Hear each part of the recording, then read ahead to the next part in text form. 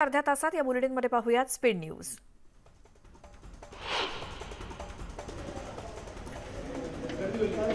Bharat Ratna doctor Babasaheb आंबेडकरांचा आज महापरिनिर्वाण दिन आणि त्यानिमित्तानं मुंबईतल्या चैत्यभूमीवर डॉक्टर बाबासाहेब आंबेडकरांचे अनुयायी मोठ्या संख्येने दाखल होत आहेत। राज्यपाल, मुख्यमंत्री आणि उपमुख्यमंत्री देखील चैत्यभूमीवरती येऊन अभिवादन करणार आहेत।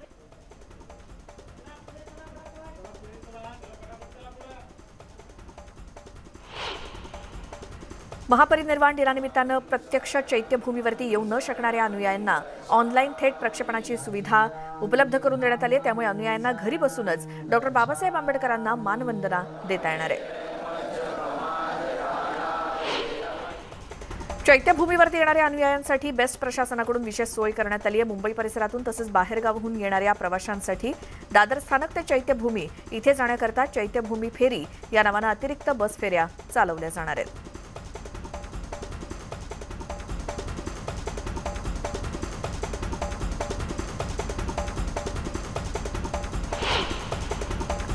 भारतरत्न डॉक्टर बाबासाहेब आंबेडकरांच्या 66व्या महापरिनिर्वाण दिनानिमित्तानं रात्री मनमाडमध्ये बाबासाहेबांना अभिवादन करण्यात आलं।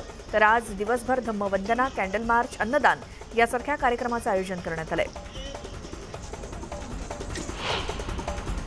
महापरिनिर्वाण दिनानिमित्तानं लातूरमधील आंबेडकर पार्कमध्ये बाबासाहेबांना अभिवादन करण्यासाठी अनुयायांनी गर्दी केली होती। अनुयायांनी पणत्यांमधून बाबासाहेबांची प्रतिमा साकारत अभिवादन केलं। भिवंडी शहरामध्ये डॉक्टर बाबासाहेब आंबेडकर यांच्या महापरिनिर्वाण दिनानिमित्तानं शहरातील जकात नाका इथल्या पोलीस नियंत्रण कक्ष इथून शहरातील विविध भागात पोलीस उपायुक्त नवनाथ ढवळे यांच्या नेतृत्वाखाली रूट मार्च काढण्यात आला। महामानव डॉक्टर बाबासाहेब आंबेडकरांच्या महापरिनिर्वाण दिनाच्या पार्श्वभूमीवर पोलिसांनी शहरात रूट मार्च काढलाय। शहरात कोणताही अनुचित प्रकार घडू नये म्हणून पोलिसांनी विविध मार्गांवरती रूट मार्च काढला। गुजरातमधून आणलेल्या सिंहांची जोडी वनमंत्री सुधीर मुनगंटीवार यांच्या हस्ते संजय गांधी नॅशनल पार्कमध्ये सोडण्यात येणार आहे। ही सिंहांची जोडी काही दिवसांपूर्वी गुजरातच्या सक्करबाग प्राणी संग्रहालयातून मुंबईमध्ये दाखल झाली आहे आणि आज हे सिंह बोरिवली नॅशनल पार्कमध्ये सोडले जातील।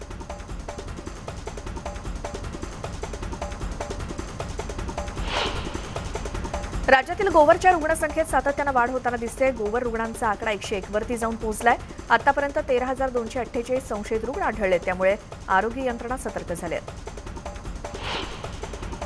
राज्यातील गोवरची वाढती रुग्णसंख्या पाहता गोवर राज्य टास्क फोर्सची महत्त्वाची बैठक घेण्यात आली आणि या बैठकीत गोवर हॉटस्पॉटचा शोध तसंच बालकांसाठी विशेष लसीकरण अभियान, सर्वांसाठी गोवर उपचार मार्गदर्शक सूचना या मुद्द्यांवरती चर्चा झाली।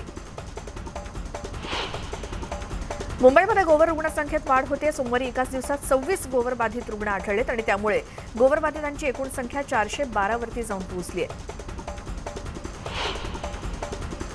पुण्यामध्ये गोवरची 7 संशयित बालकं आढळली असून त्यांच्यावरती नायडू रुग्णालयातल्या विलगीकरण कक्षामध्ये उपचार सुरू आहेत। या 7ही गोवर संशयितांचे नमुने तपासणीसाठी हाफकिन प्रयोगशाळेत पाठवण्यात आले।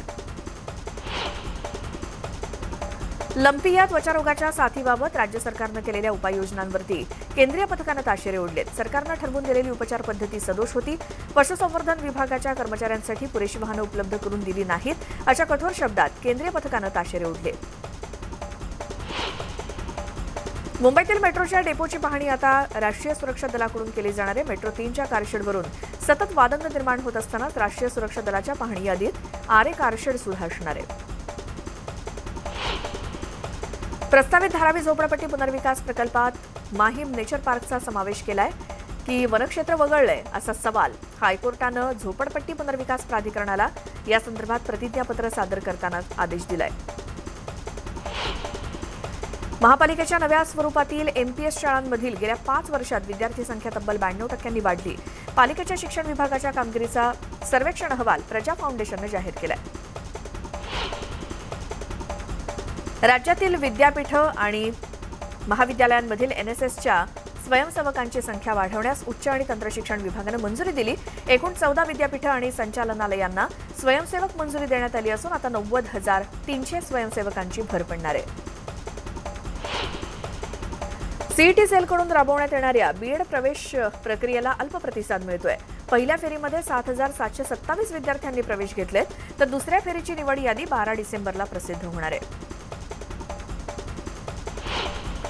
पुण्यामध्ये ऐन थंडीच्या हंगामात उकाडा जाणवतोय। रात्रीच्या किमान तापमानात सरासरीच्या तुलनेत मोठी वाढ झाली असल्यामुळे थंडी पूर्णपणे गायब झाली आहे। त्याचसोबत दिवसाच्या कमाल तापमानात सुद्धा वाढ झाली आहे। अमरावतीमध्ये पाईपलाईन फुटल्यामुळे अमरावती आणि बडनेरा शहरांचा पाणीपुरवठा बंद झाला असून पाईपलाईन दुरुस्तीचं काम युद्धपातळीवरती सुरू आहे। त्यामुळे अमरावती आणि बडनेराचा पाणीपुरवठा 8 डिसेंबरपूर्वीच सुरळीत होण्याची शक्यता आहे। नवी मुंबईतील कृषी उत्पन्न बाजार समितीत 4403 टन भाजीपाल्याची विक्रमी आवक झाली। आवक वाढल्यामुळे होलसेल मार्केटमध्ये भाजीपाल्याच्या दरात घसरण झाली आहे। कांद्याचे भाव सतत कोसळत असल्यामुळे बळीराजा हवालदिल झालाय। लासलगाव बाजार समितीत उन्हाळी कांद्याची अंदाजे 5000 क्विंटल आवक झाल्यामुळे दरात घसरण झाली आहे। सटाणा, चांदवड या तालुक्यांसोबतच नाशिक जिल्ह्यातील ग्रामीण भागात अवकाळी पाऊस झाला आणि या अवकाळी पावसाचा गहू, कांदा, हरभरा यासोबतच रब्बीचे इतर पिकं आणि द्राक्ष बागांना मोठा फटका बसणार आहे। पीक विमा कंपनीने शेतकऱ्यांच्या खात्यात 100% रक्कम द्यावी, तसंच रात्रीची वीज बंद करून दिवसा 8 तास वीज देण्यात यावी। यासोबतच विविध मागण्यांसाठी निदर्शनं करत शिवसेना उद्धव बाळासाहेब ठाकरे गटाकडून जिल्हाधिकाऱ्यांना निवेदन देण्यात आलं। मनसे अध्यक्ष राज ठाकरेंच्या कोकण दौऱ्याचा आजचा शेवटचा दिवस आहे। 6 दिवसांच्या या दौऱ्यात त्यांनी विविध बैठका घेतल्या, तसंच पदाधिकाऱ्यांशी संवाद साधला। राज्यपाल भगतसिंह कोश्यारी आणि भाजप नेत्यांकडून होणाऱ्या वादग्रस्त वक्तव्यांविरोधात महाविकास आघाडी आक्रमक झाली आहे। 17 डिसेंबरला महाविकास आघाडी मुंबईमध्ये विराट मोर्चा काढणार आहे। जिजामाता उद्यान ते आझाद मैदान असा हा मोर्चा असेल। फक्त राज्यपालच नाही तर महाराष्ट्राचा अपमान करणाऱ्यांविरोधात हा मोर्चा असेल असा इशारा उद्धव ठाकरेंनी दिला। महाविकास आघाडी प्रकाश आंबेडकरांना सोबत घेण्यासाठी इच्छुक असल्याची माहिती समोर येते। प्रकाश आंबेडकर आणि माझी चर्चा सकारात्मक झाली, यावरती काही बारकावे आहेत, त्याबद्दल लवकरच स्पष्ट करू। महाविकास आघाडीमध्ये येण्याची त्यांची मानसिकता आहे, त्यावरती एकत्रित चर्चा करून मार्ग काढू असं उद्धव ठाकरे म्हणाले। भिवंडीमध्ये मनसेला एकनाथ शिंदेंच्या पक्षानं धक्का दिलाय। मनसेच्या अनेक पदाधिकारी आणि कार्यकर्त्यांनी बाळासाहेबांची शिवसेना पक्षामध्ये प्रवेश केलाय। पक्षप्रवेशावेळी त्यांना थेट पदाची नियुक्तीपत्र देखील देण्यात आली आहे। शिवसेना वंचित बहुजन आघाडीच्या युतीची चर्चेनंतर राजकीय नेत्यांकडून त्यावरती विविध प्रतिक्रिया उमटतायत। या संदर्भात प्रतिक्रिया देताना महाविकास आघाडीसाठी ही युती फायदेशीर ठरेल असा विश्वास माजी मंत्री दत्तात्रय भरणेंनी व्यक्त केला। आपल्याला पाणी पाजायला वेळ नाही तर गिरीश महाजनांना घरं बांधायला वेळ नाही, गुलाबराव पाटलांच्या विधानामुळे जिल्ह्यामध्ये विविध चर्चा सुरू झाल्यात। दूध संघाच्या निवडणुकीच्या पार्श्वभूमीवर ते फैजपूरमध्ये बोलत होते। राज्याचे माजी गृहमंत्री अनिल देशमुख यांच्या जामिनावरती आज हायकोर्टात सुनावणी होणार आहे। सीबीआयनं दाखल केलेल्या गुन्ह्याप्रकरणी मुंबई सत्र न्यायालयानं जामीन फेटाळल्यावरती या निर्णयाला हायकोर्टामध्ये आव्हान देण्यात आलंय आणि या याचिकेवरती आज सुनावणी होणार आहे। रत्नागिरीतल्या दापोलीत सर्व निवडणुकीमध्ये बाळासाहेबांची शिवसेना आणि भाजपची युती झाल्याची घोषणा आमदार योगेश कर्मांनी केली। ग्रामपंचायतीत दोन्ही पक्षाचे जास्तीत जास्त उमेदवार निवडून येतील असा विश्वास योगेश कदम यांनी व्यक्त केला। मुंबई महानगरपालिका निवडणुकीसाठी सर्वच पक्षांची जय्यत तयारी सुरू असल्याचं पाहायला मिळतंय। भाजपनं गोरेगाव नेस्कोमध्ये कोकण महोत्सवाचं आयोजन केलं, त्यामुळे शिवसेनेच्या कोकण महोत्सवाला भाजपच्या कोकण महोत्सवानं उत्तर दिलं जात असल्याचं बोललं जात आहे। भाजप आमदार प्रसाद लाड यांनी छत्रपती शिवरायांबद्दल केलेल्या वक्तव्याच्या निषेधार्थ जळगाव जिल्ह्यातील धरणगाव इथे ठाकरे गटाच्या वतीनं लाड यांच्या प्रतिमेला जोडे मारून आंदोलन करण्यात आलं आणि याप्रसंगी जोरदार घोषणाबाजी करण्यात आली। मावळ पंचायत समितीतील भ्रष्टाचाराच्या अनेक गंभीर तक्रारींची अधिकारी दखल घेत नसल्याचा आरोप करण्यात येतोय, त्यामुळे अशा अधिकाऱ्यांवरती कारवाईच्या मागणीसाठी सामाजिक कार्यकर्ते पंचायत समितीसमोर बेमुदत उपोषणाला बसलेत। रत्नागिरीतील मंडणगडमधून होत असलेल्या बॉक्साईट वाहतुकीविरोधात शिवसेना उद्धव बाळासाहेब ठाकरे पक्षानं आंदोलनाचा इशारा दिलाय। बॉक्साईट वाहतुकीला आळा घालावा या मागणीचे निवेदन मंडणगडच्या तहसीलदारांना देण्यात आलंय।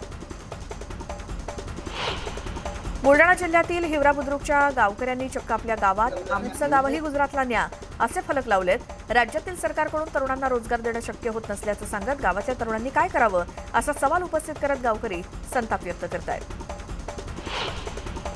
मालेगाव, बोरी, आंबेदरी आणि धरण बंदिस्त पाईपलाईन विरोधात गेल्या 1 महिन्यापासून आंदोलन सुरू असून संतप्त शेतकरी आणि ग्रामस्थांनी रस्त्यावरती उतरून मुंबई आग्रा महामार्गावरती रास्ता रोको आंदोलन केलं आणि यावेळी संतप्त शेतकऱ्यांनी सरकार आणि पालकमंत्री दादा भुसे यांच्या विरोधात जोरदार घोषणाबाजी केली।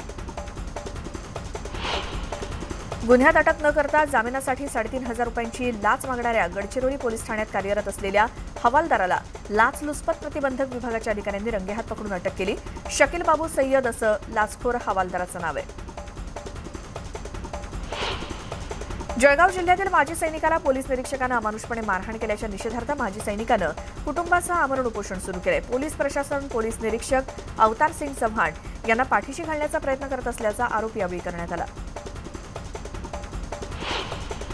देहू संस्थानच्या वतीनं नववर्षासाठी शुभेच्छा देताना तुका म्हणे हा शब्दप्रयोग केल्यास कायदेशीर कारवाईचा इशारा संस्थाननं दिलाय. तुका म्हणे शब्दाचंच नाही तर संत आणि महापुरुषांचा वापर किंवा विडंबन केल्यास कठोर कारवाई करण्याचा इशारा देहू संस्थाननं दिलाय.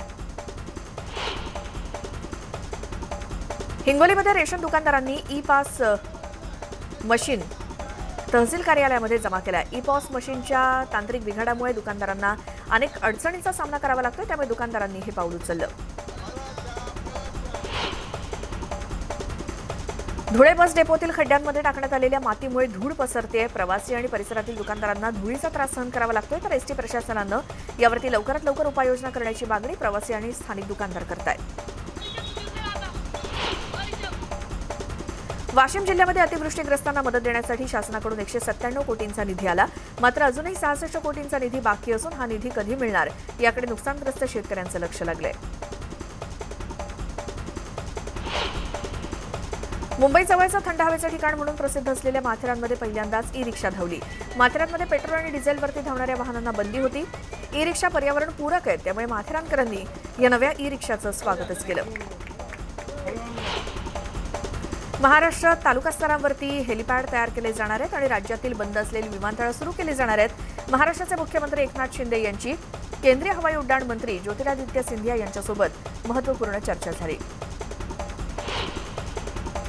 आर्यन खानच्या निर्दोष मुक्ततेला हिंदू महासंघानं विरोध केलाय. आर्यनच्या निर्दोष मुक्ततेविरोधात हिंदू महासंघाकडून मुंबई हायकोर्टात याचिका दाखल करण्यात आली आहे. आर्यनच्या तपासात त्यानं गुन्हा केल्याचं कबूल केलं होतं, तर मग आर्यन खानला अधिकारी कसे निर्दोष ठरवतात असा सवाल उपस्थित करताना तो अधिकार कोर्टाचा असल्याचा दावा हिंदू महासंघानं केला.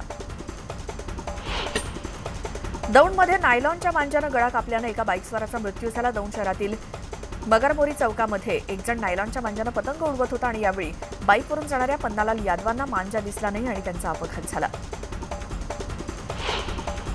भिवंडीतल्या वज्रेश्वरी महाविद्यालयामध्ये महिला कर्मचाऱ्याकडून 2 लाखांची लाच घेणाऱ्या प्राध्यापक आणि शिपायाला लाचलुचपत प्रतिबंधक विभागानं ताब्यात घेतले आणि या प्रकरणी तिघांविरोधात गणेशपुरी पोलीस ठाण्यात गुन्हा दाखल करण्यात आला असून शिक्षण विभागात चांगलीच खळबळ माजली आहे.